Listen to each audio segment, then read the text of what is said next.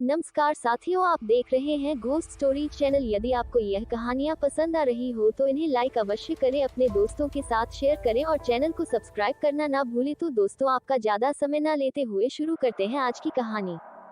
यह कहानी मैंने अपने गांव के ही एक बुजुर्ग जो कोलकाता में काम करते थे उनसे सुनी थी। एक बार की बात है कि कुछ अंग्रेज शिकारी भारत के किसी जंगल में शिकार पर गए। उस जंगल के बाहर एक डाक बंगला था, पर उसमें पहले से ही कोई बड़ा अंग्रेज अधिकारी ठहरा हुआ था। अस्तु इन अंग्रेज शिकारियों को जंगल के बीच बने एक पुराने डाक बंगले में रुकना पड़ा। इस डाक बंगले का रखवाला अपने परिवार के साथ रहता था और डाक बंगले में रुकने वाले लोगों की सेवा करता था। इस रखवाले के परिवार में उसकी बीवी तथा लगभग 14 से 15 साल की उसकी एकमात्र लड़की थी। एक शाम जब अंग्रेज शिकारी शिकार करके वापस डाक बंगले पर आए तो नहा धोकर पीने बैठ गए। पीने के बाद उन्हें इतनी चढ़ गई कि वे लोग पूरी तरह से बहक गए और उस रखवाले को गोली मारने के बाद उसकी बीवी तथा बच्ची को नोच डाले।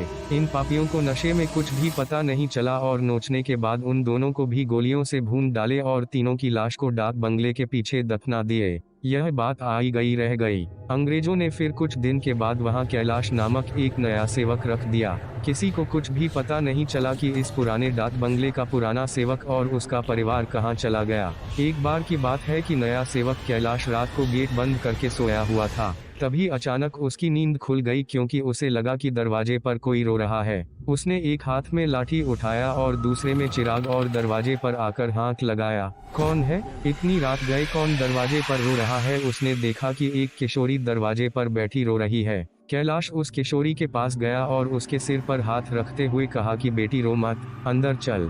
फिर उस किशोरी के अंदर आने पर कैलाश ने उसे पीने के लिए पानी आगे बढ़ाते हुए पूछा कि बेटी तुम कौन हो और इतनी रात को अकेले इस जंगल में क्यों भटक रही हो? कैलाश की इतनी बातें सुनते ही वह किशोरी और तेज फक पड़ी। कुछ समय तक तेज तेज रोने के बाद वह थोड़ा शांत हुई और कैलाश को बताई कि वह इस डाक बंगले के पहले सेवक की पुत्री है। फिर उसने यह भी बताया कि कैसे 4 से 5 अंग्रेज शिकारियों ने उसके पिता को मार डाला और उसके बाद उसके तथा उसकी मां की आबरू को नोच डाला। फिर कैसे उसकी मां तथा उसको भी गोलियों से भूनने के बाद डाक बंगले के पीछे दफना दिया। उस किशोरी की इतनी बातें सुनते ही कैलाश पूरी तरह सहम गया, पर निडरता दिखाते हुए पूछा कि ऐसे कैसे हो सकता है? अगर तू मर गई है तो मेरे सामने कैसे बैठी है? कैलाश की यह बात सुनते ही वह लड़की अचानक गायब हो गई और कैलाश कुछ समझ पाए इससे पहले ही वह उस कमरे की दीवार पर उलटी टहलती नजर आई। कैलाश यह नजारा देखकर पूरी तरह से सहम गया। फिर अचानक वह लड़की आकर कैलाश के सामने बैठते हुए बोली कि काका, आप डरे मत, मैं आपका कुछ भी बुरा नहीं करूंगी। धीरे धीरे कैलाश का डर जाता रहा और उसने अपने मस्तक पर आई पसीने की बूंदों को गमछे से पोंछ लिया। फिर उसी रात को उस लड़की ने वह जगह दिखाई जहां उन तीनों को दफनाया गया था। कैलाश ने कुदाल से खोदकर उन तीनों के अस्थिपंजर को निकाला। फिर कैलाश ने उस किशोरी से वादा किया कि वह उन अंग्रेज शिकारियों के खिलाफ कोर्ट जाएगा और किशोरी को इंसाफ दिलवाकर रहेगा। कैलाश की बातें सुनकर वह किशोरी रोते हुए बोली कि काका, आपको कुछ नहीं करना है, बदला तो मैं लूंगी, बस आप मेरी थोड़ी सी मदद कर दें। फिर क्या? उस किशोरी के बताए अनुसार कैलाश ने बीमारी का बहाना बनाकर उस डाक बंगले की नौकरी छोड़ दी तथा उस किशोरी को किए वादे के अनुसार उस किशोरी के माता पिता की अस्थियों को जला दिया तथा उन दोनों के नाम पर पूजा पाठ भी करवाया। उन दोनों की मुक्ति हो गई, पर लड़की के कहे अनुसार कैलाश ने न लड़की के अस्थिपंजर को जलाया और न ही उसके क्रियाकर्म के लिए कोई अनुष्ठान पूजा पाठ ही किया, क्योंकि किशोरी ने कहा था कि अगर उसके लिए भी पूजा पाठ हो गई तो वह इस भूत ही योनि से मुक्त हो जाएगी और फिर उन दरिंदों से बदला नहीं ले पाएगी। समय बीतता गया और अब उस डाक बंगले में कोई नया सेवक आने को भी तैयार नहीं होता, क्योंकि कैलाश वहीं आसपास मंडराता रहता और नए आने वाले सेवक को भूत ही कहानी सुनाकर भगा देता। कभी कभी वह किशोरी भी अपनी भूत ही कारनामे से आने वाले नए सेवक को 9-2-11 कर देती, पर उस बंगले पर शिकारियों का आना कम नहीं हुआ। वे आते और खुद ही अपनी व्यवस्था करते, पर जो अब आता वह वापस नहीं जाता, क्योंकि उस डाक बंगले में ठहरने वाला हर अंग्रेज शिकारी उस लड़की का शिकार हो जाता। कभी कभी तो ऐसा होता कि वह लड़की किसी अंग्रेज शिकारी को अपने लटकों झटकों में फंसाकर उस डाक बंगले में लाती और रात को अपने असली रूप में आ जाती और डराकर उस अंग्रेज को मार डालती और उसका खून पी जाती। यह क्रम चलता रहा और उस डाक बंगले में मरने वाले अंग्रेज शिकारियों की मौत रहस्य ही बनी रही। अंग्रेज अधिकारियों के लाख कोशिश के बावजूद न हत्यारा पकड़ में आता और नहीं मरने वाले अंग्रेज शिकारियों अधिकारियों के मौत का कारण पता चलता। धीरे धीरे यह खबर आसपास के क्षेत्रों में अंग्रेज शिकारियों आदि में फैल गई कि पुराने डाक बंगले में ठहरने वाले हर शिकारी की रात तो होती है पर वह दूसरे दिन का सूरज नहीं देख पाता।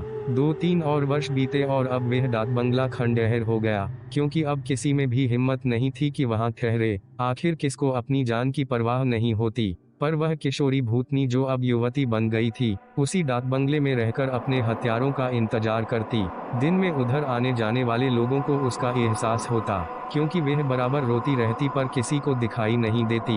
एक बार की बात है कि वह युवा भूतनी उस जंगल में रह रहे एक युवा भूत तथा युवा भूतनी के संपर्क में आई। ये दोनों आदिवासी थे और जंगल में लकड़ी काटते समय किसी अंग्रेज शिकारी के शिकार बन गए थे।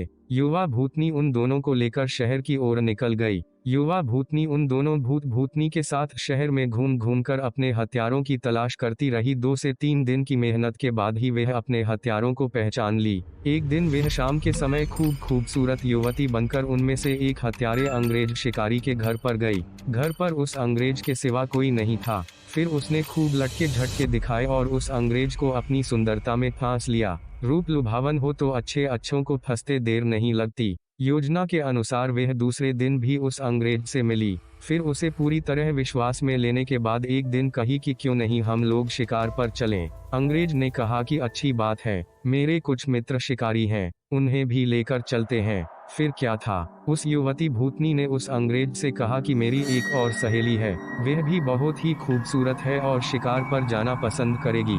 फिर दूसरे दिन उस युवती भूतनी ने अपने साथ आए हुए दूसरी युवा भूतनी से उस अंग्रेज शिकारी को मिलवाया। अब तो अंग्रेज पूरी तरह उस भूतनी के माया जाल रूप जाल में फंस चुका था। एक दिन सुबह वह अपने उन्हीं पुराने दोस्तों के साथ जंगल की ओर निकल पड़ा। दिन भर शिकार करते रहे और खूब मौज मस्ती भी।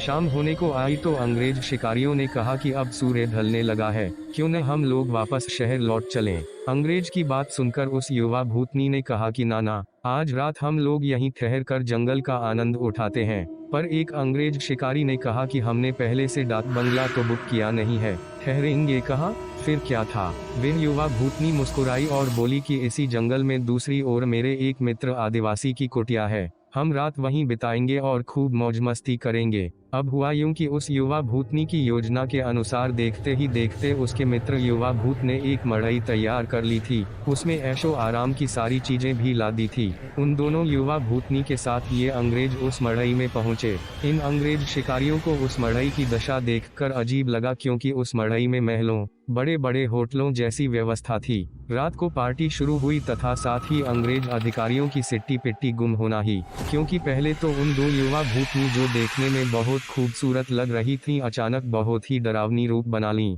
ऐसा रूप जिसे देखते ही अच्छों की पैंट गीली हो जाए। फिर क्या था, उन भूतनियों ने ग्लास में खून भरकर लाकर उन अंग्रेजों को पिलाना शुरू कर दिया। किसी अंग्रेज की हिम्मत ही न थी कि वह ना करे, क्योंकि सब के सब पूरी तरह से डरे हुए थे और कांप रहे थे। अचानक आदिवासी युवा भी विकराल रूप में आ गया और अचानक उछल कर पास के एक मोटे पेड़ की मोटी शाखा को उछलकर इतना जोर से खींचा कि चर की आवाज के साथ वे मोटी शाखा टूट गई। उसके बाद वह विकराल भूत उन अंग्रेज शिकारियों में से एक को पकड़कर पैर के नीचे दबाकर देखते ही देखते चीर दिया और उसके खून को पीने लगा।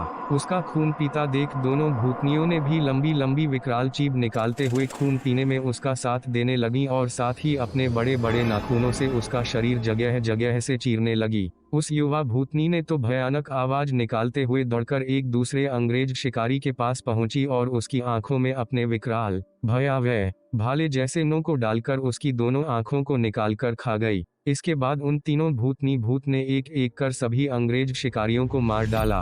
दूसरे दिन उन अंग्रेजों की खोज में गए अंग्रेज अधिकारियों को उनकी ऐसी विभत्स लाशें मिलीं जो देखने में बहुत ही भयावह लग रही थीं। उनको ऐसे नोचा गया था कि लगता था कि यह किसी मनुष्य या जानवर का काम ही नहीं हो सकता। कैलाश को तो सब कुछ पता ही था, पर वह किसी को कुछ नहीं बताया। फिर एक दिन समय निकालकर गोपनीय रूप से कैलाश ने उस युवा भूतनी के कंकाल को भी जला दिया तथा उसकी मुक्ति के लिए एक पूजा करवा दी। यह एक काल्पनिक कहानी है, पर हकीकत भी हो सकती है उन लोगों के लिए जो अपनी शक्ति, संबंधों का नाजायज फायदा उठाते हुए गलत कार्यों को अंजाम देते हैं और उन्हें लगता है कि कोई उनका बाल बांका भी नहीं कर सकता। हमेशा वैसा ही कार्य करें जैसा आप दूसरों से अपने तथा अपनों के प्रति चाहते हैं। जय बजरंगबली।